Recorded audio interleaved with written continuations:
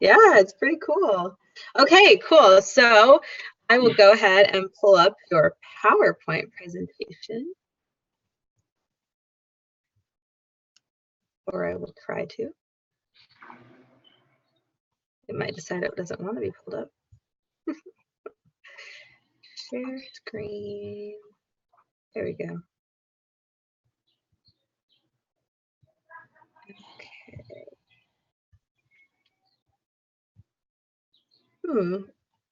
What's happening here? Okay, can you guys see the PowerPoint? The screen sharing is paused. Resume share. Okay, now you guys should be able to see. No, I keep moving. Sorry, I'm trying to move the PowerPoint to one screen so I can see what you guys are saying at the same time. Okay, let's see. Okay, that's right. I can. Okay, you guys, can everyone see the PowerPoint now? Now I can see what you're chatting and the PowerPoint. Yes. Okay, good. And I will make this into presentation, slideshow, from beginning. All right, we are ready to go.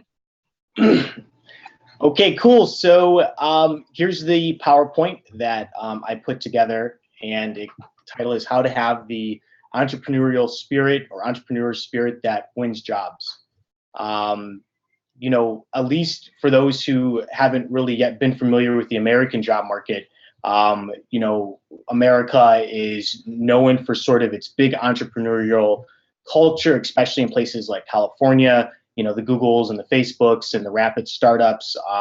And then now even down here in Southern California in the US, Los Angeles, which has been expanding rapidly technology-wise from just startups and mid-sized companies that are scaling out because of entrepreneurs and people who sort of had a spirit, and they not only won jobs, but then they won jobs and they earned experience and they went out and created their own. You go next slide. Okay. There we go. Cool. So obviously being an entrepreneur is about, you know, there's a number of ways. I think ultimately it's about self-initiative, you know, an ability, a self-desire to pave your own path for whatever that may be, whether you're an author, whether you're somebody who is in construction and you want to make a decision on a project, but it's ultimately sort of building your own destiny to earn your own experience. And so with that, when you build things, when you create things, you take a risk. With risk, you can lose a lot, but always with risk comes experience, and it's experience that wins jobs. And that's sort of the entrepreneurial spirit and the benefit of having the entrepreneurial experience that can win you jobs. So. Awesome. Next slide. Yep. So for me particularly, I would say that I personally have been an entrepreneur for most of my life, or at least the life where I really started to try to find ways to make money, as far as, you know, trying to invent certain ideas or projects, filing certain provisional patents, thinking of ways on how to create something. And so that was just sort of my way. But there's also a lot of other ways that people have done through like maybe more conventional means, but something great came out of it. Like a class project, if you're a student at a university, you know, whatever your major is, some of the best people I know who got jobs now today have got them from just awesome class projects that ended up manifesting into something. A great friend of mine who works at Nesto here in Los Angeles, he is one of their big time designers up there. And I remember I used to go to him to have him try to design my ideas. And he, you know, these were independent projects, and I would pay him. And, you know, from class projects to independent projects, the guy built up a portfolio by the time he got out of college. He was just, everybody wanted them. I mean, internships, during internships, those are other ways to sort of find things to build. Whether, you know, working for, you know, a company and then they hire you on, you know, there could be some opportunities for autonomy to sort of help create something. And then, as I said, freelance work, you know, making money off of things that you create. You know, particularly, I'm really only familiar in the software world, and I know a lot of people who are into software. There's been a good amount of them who've done freelance work to make money, and then providing services to companies, your fellow students, and then obviously your own products. Next slide. Before we move on, can I ask, so with freelance work, you being a recruiter and kind of supplying talent to companies, does freelance work on somebody's resume tend to be a plus? Yeah, absolutely. Especially for when I'm looking at candidates who don't have a lot of quote unquote professional experience with sort of a company that's got a name. Freelance work, because one thing companies want to know when you go into asking for a salary, they want to know, what were you last making? And if you're able to get some freelance work under your belt that demonstrates that people were paying for something that you've done, it sort of gives you a lot more credibility going in with a certain skill set that you claim on your resume. So yeah, I see it as a huge plus. Yeah. Okay, cool. All right, next slide. So with risk, I've taken a lot of crazy risk. I'm not advising everybody to do this. I know a couple years ago, I dropped out of Ohio State and ran over to Italy, and I lived in a tent, and I invented edible coffee cups overseas. I lost all of my money. I was homeless. I lost all of my shelter. I had to fight to get back into school because I had dropped out of university. That, I went out from going from Italy. I then went all the way across back on the other side of the world, pretty much, to Stanford to pursue another idea. And I wasn't even able to get back into college when all of that had when the companies had failed. But they did fail. I mean, ultimately, while we made progress and we were building out something, and now they're actually selling the edible coffee cups in Italy 2 years after I left, no, 3 years after I left.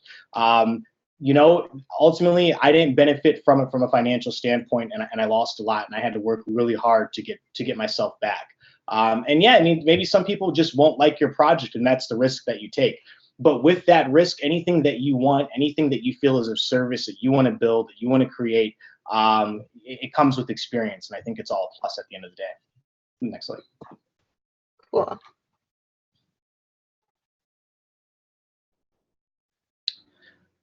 And then, yeah, I mean, once again, experience. For me, obviously, I can really mostly relate to the software world because that's what I recruit. But if you got projects that you have used a certain tool in, being able to demonstrate, for example, on the software side, source code, code using those languages, different APIs where code is interacting with different systems.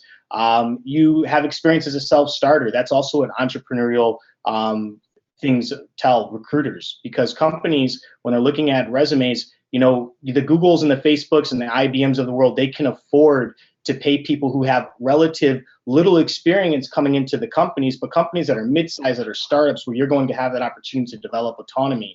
And the companies are really, that's where you really got a chance to find a job. They're looking for people that can hit the ground running. And that's what I think sort of being an entrepreneur will give you the benefit. And then you have a proven ability to create and solve problems and as well challenge them, which is another plus for especially those mid-sized to startup companies, where really the market is going to really have to dig into, because only so many people can get a job at the Googles or the Facebooks of the world. And then you have an ability to be innovative. I think everyone has a mind to be creative. I think everyone has the capacity to find inspiration in something they care about. And with that, I think everyone, can find their own way of being innovative. And companies love that. Oh, good. Yeah, I mean, it doesn't matter if you failed or if you succeeded. I've placed engineers who've worked on some really big projects, especially data scientists, where sometimes they were able to sell their companies, sometimes their companies failed, but ultimately, if you have the talent and you have the will to create something that is worthwhile, that is unique, companies will pay for it, and they'll also pay for potential. Ultimately, I know on my end, software engineers on average can be worth $2 million to a company. And so, they're willing to invest in that kind of potential for talent. The more projects you've launched on your own before becoming employed, the more demands that you'll be able to make, or the more demands that you do make will make more sense to companies on the other end, listening to like your salary requirements and other kind of things that you want in your benefit package. having sort of some experience as far as the projects you've handled and launched will sort of give you that credibility. And then, yeah, if you've made money, and then also joining startups. Hey, if somebody's got an idea and they want you to join it, don't be afraid to take it on. Yeah. Oh, next slide. Interesting.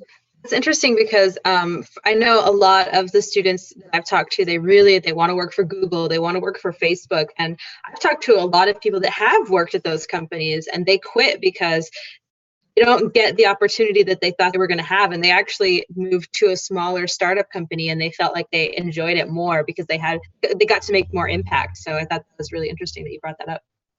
Yeah. I know an iOS developer that I talked to yesterday. He's got a technical interview at Ford, but he really doesn't want to work for Ford just because he's already worked at a big company, and those big companies, it's sort of harder to create that kind of impact that you might want.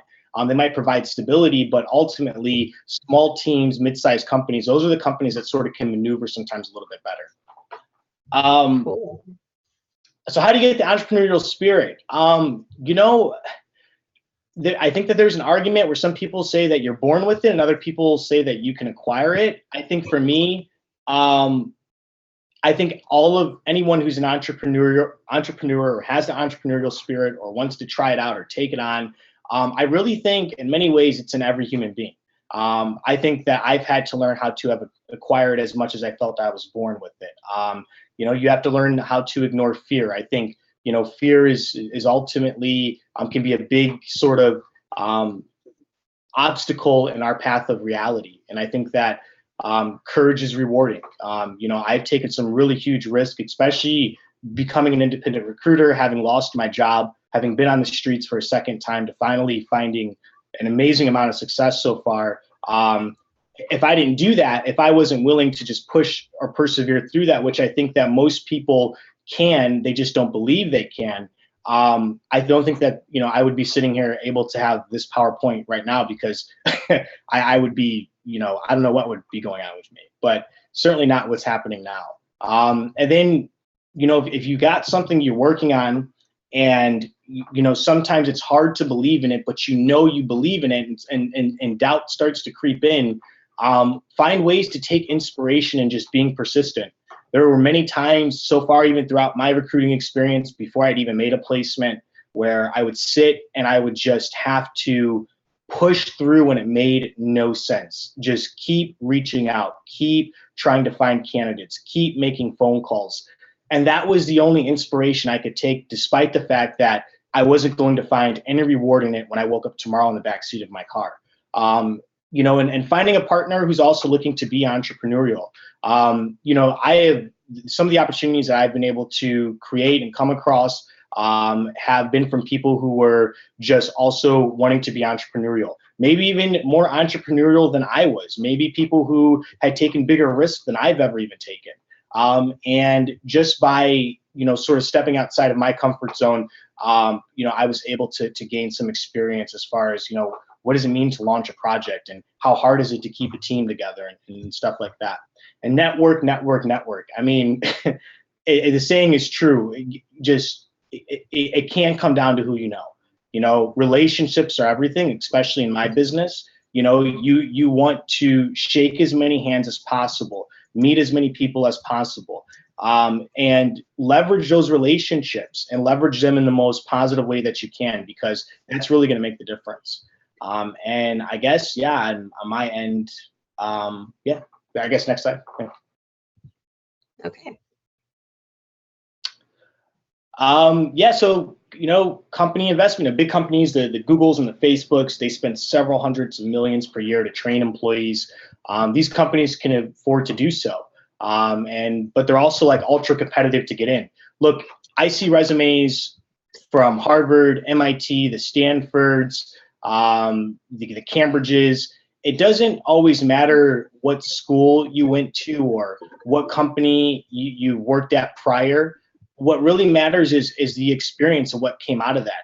Some companies might be about pedigree, but I've placed some really, promising engineers in some companies that were really, said, hey, we want these A+ players from these kinds of companies. But ultimately, when those candidates get in there to interview, what's going to make the difference is really their experience and what they learned. And there's thousands and hundreds and who you name it of people who've been successful who haven't came out of top tier companies and top tier universities who've made a great impact in the world. And so ultimately, you are your own Google and Facebook. It's up to you to really, gain that kind of experience. And then, establishing skill sets that are relevant to what you might want to do.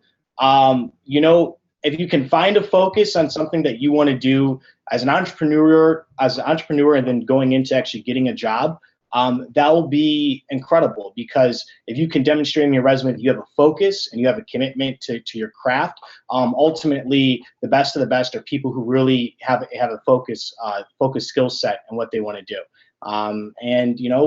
Companies that can't afford to pay a ton of money to train you, when you come in, you can hit the ground running. And so that's real big for companies just now getting funded and really looking to make hires. Oh, next slide. There. Yeah. What drives a company to hire? Yeah. So, man, I've run into a few situations so far where you got this great engineer and this dude just, he or she or whoever, they could do it all. And the company just doesn't think they're a great cultural fit. Really, if everyone's got a goal to get into Google, the Facebooks, the IBMs, that's just, I think you got a better chance of getting into these mid-sized to startup companies. And those mid-sized to startup companies, their success is dependent upon a collaborative culture, because really these companies, they are building and they are scaling, and they need people that they can get along with, that B, want to tackle the same kinds of problems, and also that can bring diversity and that isn't going to be disruptive to sort of the chemistry that those companies have. I got a company that just did a Series A, I think it was like $2 million in funding. I think their development team was under 10 people, and they're all sitting in, not really a big room. They're all in a tight space. You got to be a cultural fit. These are people that you're going to, wake up with and go to war with. And so definitely, I think for any mid-sized companies, you'll sort of, whether tech or not, you'll sort of find that to sort of be essential. And that, having a passion for the product. A lot of, I've had people where, and this has been my fault probably also as a recruiter, where I'll be so eager to get a candidate off to the company that I don't think that I've always myself have done a great job at being able to explain the product to the candidate. And then sometimes I have, and the candidate didn't, they were just looking to get, that big salary bump, and they really didn't even know much about the company, despite how much information I sent them. So really make sure that you know a lot about the product, and you can see if you can have some kind of passion for it. And then, long-term investment, if you have a promising career, background coming out of college as far as projects and internships and, being a self-starter, to companies, that's a long-term investment, opposed to hiring a guy who's already got 20 years of A, B, and C experience. They have somebody that they can grow with as they grow and scale out their company. So, yep. Cool. So, I guess, okay. We take questions.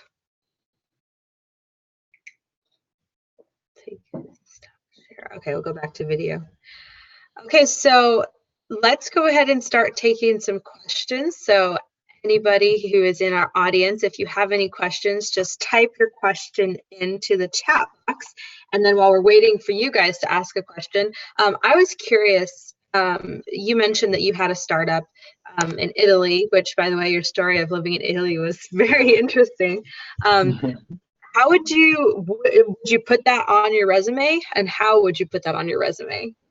So I put it on. I did. Yeah. I'd put it on my resume. I mean, when I was at Stanford, I wasn't a student at Stanford. I was this. Like I said, I had spent 9 months on homeless from Italy, but I had got lucky in Italy too, because the company I partnered with, they ended up allowing me to live with them during the week, but I had to get out on the weekends. I had to live in their garage. But nonetheless, even when I was at Stanford, I was sleeping in the Jin Hun Sung Engineering Building.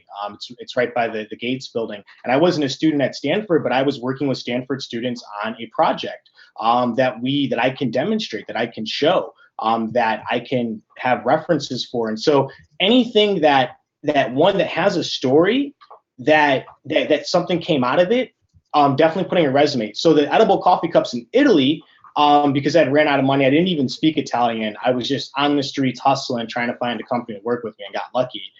They're now just selling the cups. I'm not making any money off of it. I'm not going to go take them to court and sue them. I'm good friends with them, whatever. But those cups are actually, go on my LinkedIn. You'll be able to see a link where, those cups are being sold now at those coffee shops. And I believe that because I went there and brought it to them, that's what inspired them to do it. So definitely, you never know what could come out of a project. And hey, there could be some people that I maybe worked on who might want to years later steal one of my ideas. But, I want to be able to put that on my resume that, hey, it was a project I attempted, I made. Cool. We have a question from Everest Law, and the question is on the similar line, how would you advertise a school project on your resume or CV? Well, I guess a link, I seen a resume the other day where the resume was interactive. Because a lot of what we do now is basically digital. If you're submitting a resume, being able to make links to that, to whatever you have in that resume so that people can go check it out. I had a developer today turn down because the links on his resume to school projects, they didn't lead to anywhere. And so they were just like, whatever, I don't know what this guy's doing. So yeah, just being able to have links and then maybe have a summary right underneath those links that sort of focuses in on what the project's about. Another attendee asked, is an unpaid internship in your area of specialization a good start after graduation? Does an unpaid, let me read. Is it, yeah, it's in the question and answer. I don't know if you can open that or not. Is unpaid internship in your area of specialization a good start after graduation? Yeah, for sure. Absolutely. Yeah, absolutely. I still think over internships. Yeah, absolutely. Absolutely. Especially internships that are startup in nature. You could call that an internship. I mean, I would call it an internship. And, sometimes, and if you do get paid for an internship, I refer to it as an externship. It's a paid internship. So just for anybody who wants to put that in there. But nice. And then somebody else asked kind of a similar question. Is experience during university valuable on your resume or valuable when you're job seeking? Yeah, if they're relevant projects, for sure. Absolutely. Yeah, I would say absolutely. Okay. And then another person said, or this is a comment, companies ask for experience, but they generally go for proven talent rather than with a great potential to make it big. I'm not sure if there's a question in that comment or not, but anyway. Yeah, I guess. Oh, good. Yeah. No, you go ahead. Oh, okay. Yeah, I'm a little bit fumbled by that, but I guess what I would say is that, yeah, I mean, in order to prove talent, you can vet out candidates, but also, so sure, we could send a technical assessment to a candidate and they may do great in that technical assessment, but experience also backs up talent. And so it's just sort of, I don't know. I think that they both go hand in hand. We have another question and from Ruby, and is it easy for international students to get a job in those big companies? A lot more easier than it is for most companies, yeah, because those big companies can afford to, at least here in the U.S., because that's the market that I'm in, at least here in America, those companies can afford to pay for sponsorship, and they can afford to take the risk on a candidate's candidacy to get an H-1B or whatever kind of sponsorship they might need. So I would say it's a lot easier, and that's part of the reason big companies are even more competitive, because they have the capacity to sponsor international candidates, that you have a lot of international candidates applying to those companies. But there are mid-sized companies that will sponsor there, and there's a lot of them. But there's just so many mid-sized to startup companies out there that it's harder to find them and to point them out. But relatively speaking, there's quite a bit. Yeah, it does seem like the bigger companies are definitely familiar with the sponsorship process, and they're definitely okay with it, where the smaller companies have a harder time with that. But like you said, it's a lot of competition. Yeah. What other questions do we have from our audience? Oh, somebody's raising their hand. Let's see, who is raising their hand? I can see that someone is raising their hand, but I can't tell who it is. It's just telling me, oh, there we go. Okay. Two people are raising their hands. Oh, I guess that means you want to ask your question out loud. Okay, go ahead. You are live. A PLKAL10 I just unmuted you so you can talk if you have a microphone. I guess you don't have a microphone. All right. Never mind then. I thought somebody wanted to ask a question live, but I guess they changed their mind. Okay, so if you guys don't want to raise your hand and ask a question out loud, just go ahead and type your question and I will read it for you. What was the inspiration to go to Italy? So I was sitting in the Ohio Union at Ohio State, and I would watch somebody throw away a coffee cup, and I was trying to think of some idea, because before that I was pursuing a project to put cameras inside football helmets so you could follow your favorite football player on the field, see first person view, and I pitched it to Ohio State. I think Ohio State stole the idea. I'm probably gonna get sued for saying that, but I got all the communique anyhow. So I needed another idea, and I don't know, I just transferred to Ohio State, and I had found out that a guy named Enrique Luis Sardis had invented the edible coffee cup before me, and his one had won ecological awards and design and things like that. So I wanted to chase him down in Italy. So I just said, hey, let's take an adventure. I used my financial aid refund check, which was not what it was supposed to be there for, but that's what I did. And I just got on a plane. I was talking to Enrique Luis Sardis for a little bit back and forth via email. He stopped responding to me, so I said, I'm gonna go hunt him down. And then I get off the plane in Italy, never left the country before. I know I'm going to end up homeless, and I know I need a ticket to get back to America. That's another story. He wasn't there. He moved away. He was in Brazil. So I was like, well, what am I going to do? I went all this way, because I kept thinking he was in Milan, and then yeah. But Italy, it was just just something to do something thrilling and challenging. Exciting. Yeah, okay. I just unmuted you. You just showed up. Are you there? Did you have a question? Maybe not. Okay, I'll leave you unmuted. If you figure out how to talk, you can ask your question out loud if you want. Unless you just accidentally raise your hand. Okay.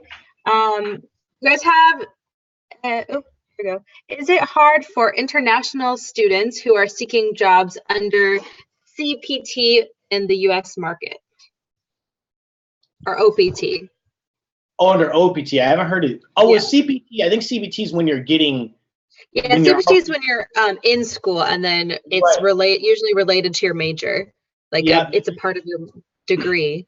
Oh, I placed a candidate who had CPT. He was a data scientist. So a lot of these companies, so when it comes down to sponsorship, especially for mid-sized companies to startup companies, you got to have a skill set that's really, really in demand, right? Because that was, what allowed him to sort of get the job, because he was a data scientist. I actually believe he was Chinese, and placed him at a company called Whisper. And awesome data scientists, but there's the market for data scientists is really, really competitive. And so that's sort of, if you could find areas, especially in engineering, and then skill sets within engineering that are very competitive, that'll increase your chance and demand for a job.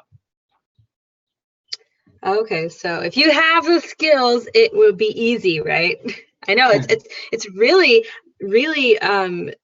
for one, it's really competitive, but on the other hand, I heard there's really, really high demand for specific, really, really specialized tech skills.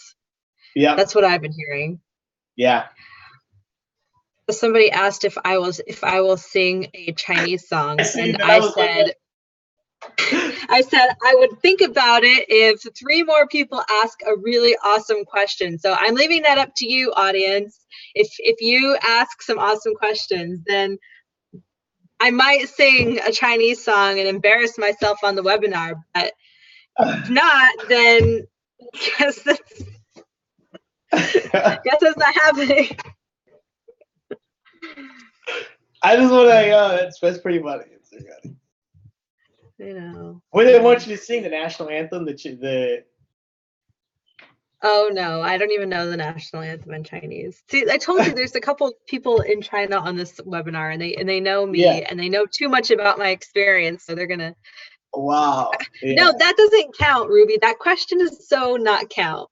One of our attendees wants to know if you have ever been to China. No, I haven't been to China, but it seems that like I meet a lot of smart people from China, though. You know what I mean? There's a lot. You know, like China's there's a lot of smart people coming out of China. I want to go to China. I'd love to go to China. I would like love to go to China. Okay. Concerning a data science, how is it competitive and in high demand at the same time? So there's just we live in an age now where there is so much data out there, and in order for especially software companies to innovate, they need to be able to analyze that data and interpret that data on scales like never before, especially now that we transition more into a digital age when it comes down to marketing and geolocation, especially geolocation services for marketing. People are rapidly turning off their cable boxes and their direct TV. They're shutting it down, and we're moving into an age now where data and what people do with that data, and especially now that you have companies that like the Facebooks and the Googles and the Yahoos that have been around for 10, 20 years, there is now a lot of information that is rapidly changing on the digital landscape, and new companies are being born from it, especially companies in marketing and analytics. So it's extremely competitive, and that's why it's also in such high demand. There are, big data tools, machine learning, things like computer vision data scientists, being able to predict information.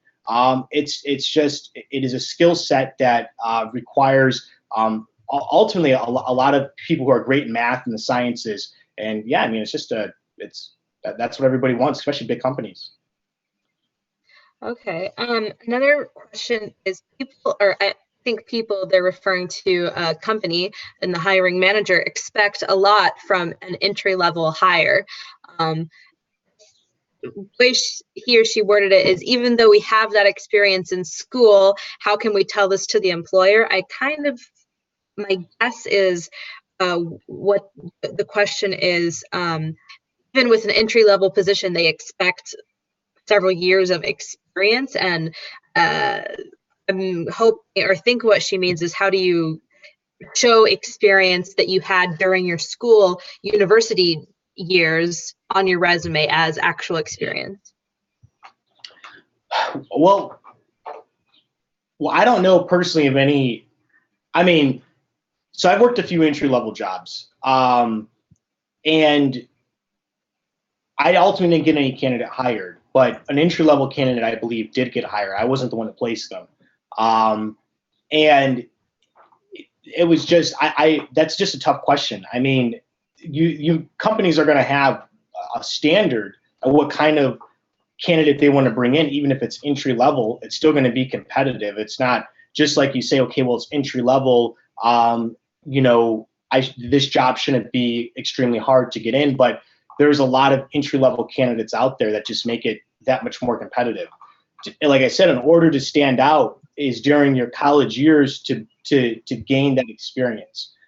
Because college ultimately may teach you the theory of things, maybe even will teach you some application of things, but really what moves markets and what kind of pushes us to have careers and to have an ability to make an impact in our career is ultimately going to be our experience. And so that's why it's important when you're in college to get internships, to make projects over the summertime. I don't know if you have any summer breaks, to sort of find something to get into, to take on and to challenge yourself. And like I said, network. I mean, it's competitive.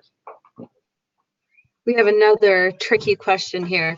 academics don't really teach you skills related to data science. Is it fair for companies to expect expertise in that area? And how do you suggest we overcome this situation? Okay. So some companies do want entry-level data scientists who are just good at being able to like read and interpret data, and they'll take them. It just depends on what that company specifically wants and what they're trying to do. I have not placed really any entry-level data scientists, but I guess you could say one data scientist I did place, he had a PhD.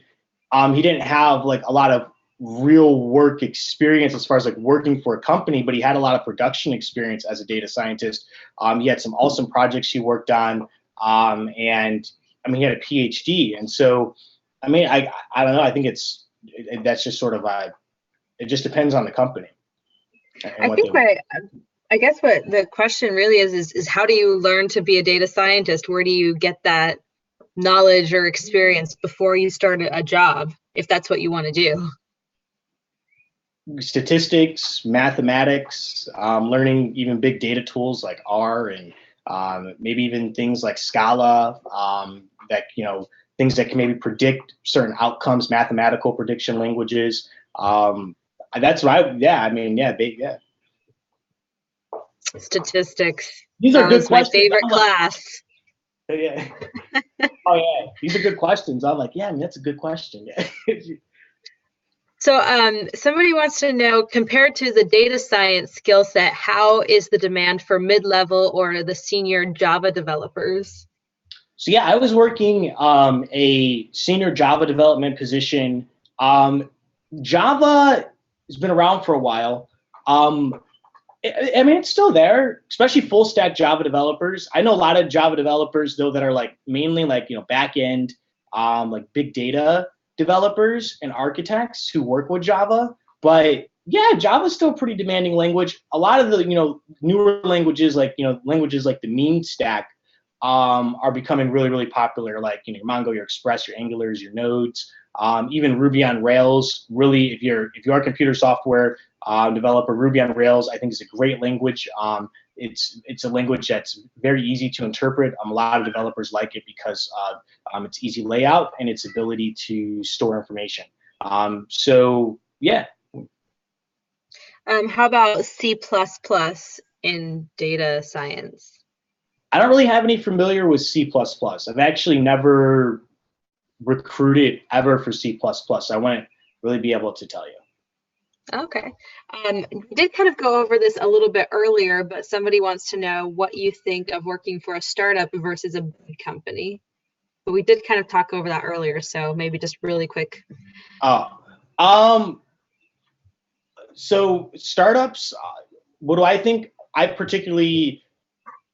haven't really, besides the own startups I've tried to launch, I don't really wouldn't be able to tell you exactly how it is working inside. But from what I hear from the people I talk to and from what I think we might all be able to take away is that startups are the opportunity to really build something and to have sort of an autonomy and to take kind of control of whatever you want that's relative to your field that maybe a big company might not give you. You know, big companies, they got a lot more structure, they have a lot more history, and sort of that establishment may in ways help or, you know, kind of hinder one's ability to be innovative and to really pave their own path and then to stand out on a CV.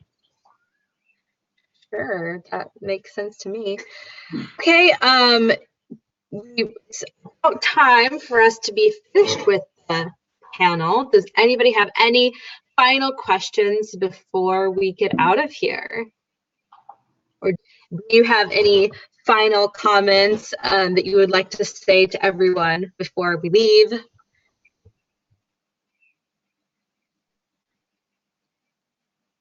Then do you have anything else you want to kind of end with? Oh, I'm good. I appreciate everybody chiming in and asking some great questions. I think one just came in. How do we? Oh yeah, How do you prepare a resume which attracts a recruiter? Well, you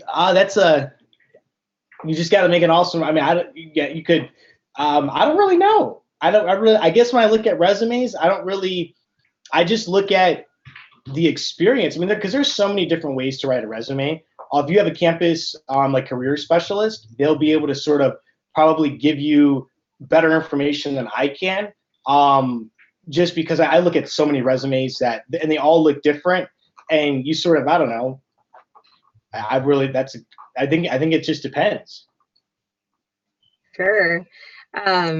So I know the answer to this question. Okay. I think one of your followers is asking this. Do you have any plans of recruiting entry-level candidates soon? And from my understanding, you don't usually recruit for entry-level positions. That's correct, right? Yeah, so I do. I am hopefully coming. I'm hoping. I gotta wait as long as we ink this contract tomorrow, where I will be working a couple like 2 or 3 entry level roles on the East Coast. I'm in Philadelphia, no, in Boston, and New York. So sometimes I do actually. Actually, I got a few entry level roles open right now in California for business intelligence developers. So yeah, I mean, I do recruit entry level. It's just they're harder roles to fill. So, and I admit that the way that I make my living is I make my living per placement. So I don't work at an agency. I don't get like a salary. So ultimately, from a business perspective, I do sometimes tend to go towards the jobs that might be easier to fill. And so it just depends. Yeah. Cool. And for anyone who's not familiar with our platform, HG Plus is basically what we do is we try to find job opportunities for international students. So if that is you and you're looking for an internship or something more entry level, you can check out our website, www.htplus.com, and there may be something on there for you. And I'm sure you could check out Alden on LinkedIn, and I'm sure he would have some great advice for you as well. And one more question before we leave. I've been a housewife for about 3 years and I want to go back to work. Any suggestions for my resume? There's a term that I forgot. I forgot what the term is, at least in the United States, where you take time off to take care of your child. There's a word for it. I haven't came across it yet on a CV.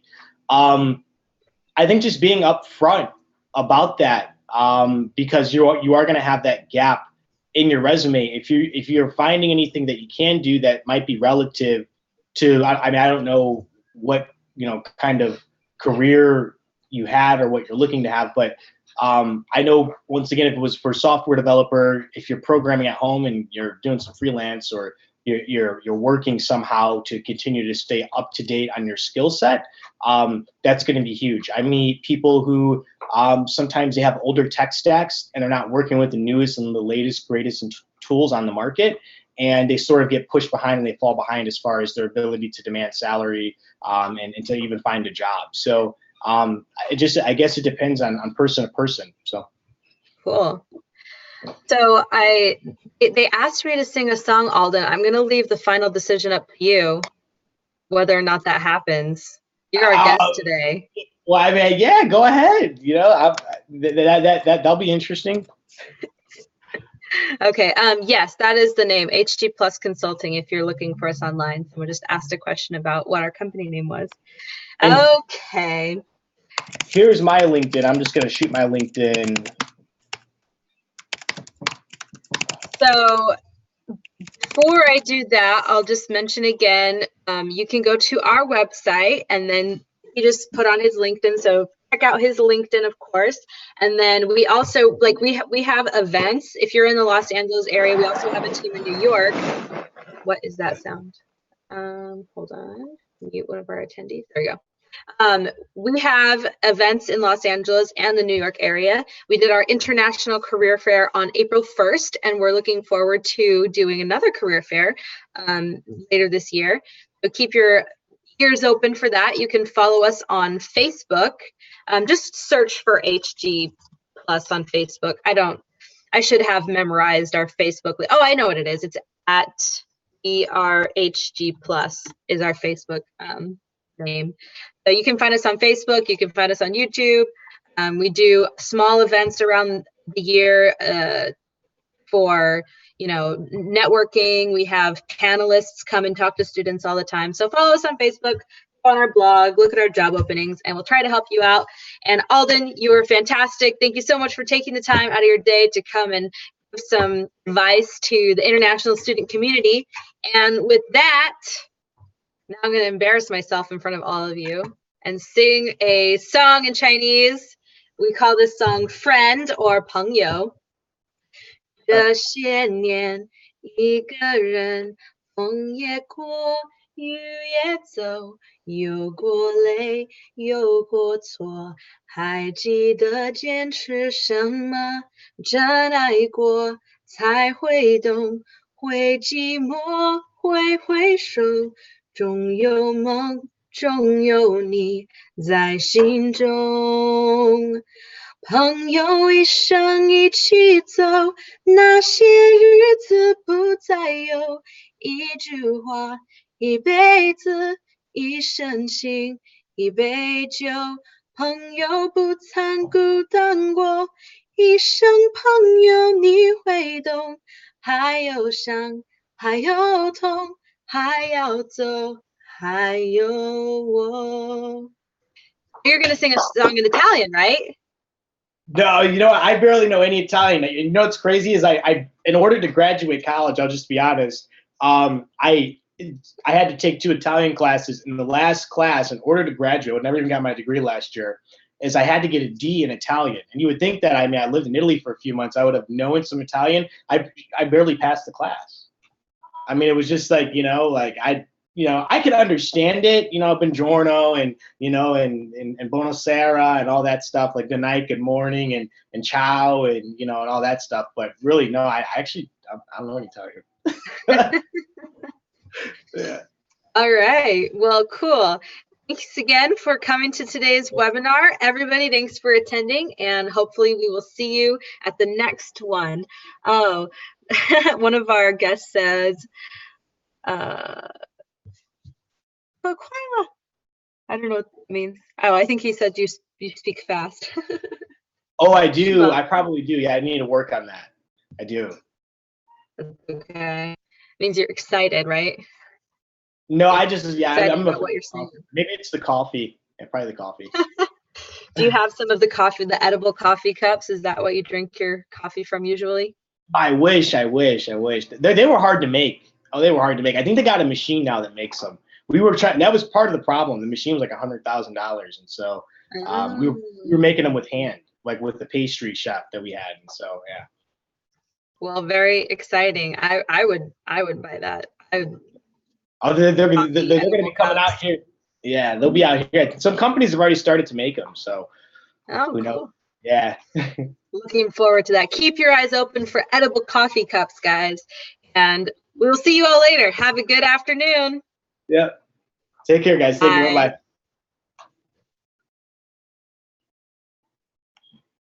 Alrighty. All right. Well, I'll see you later. Bye, Alden. Thanks again.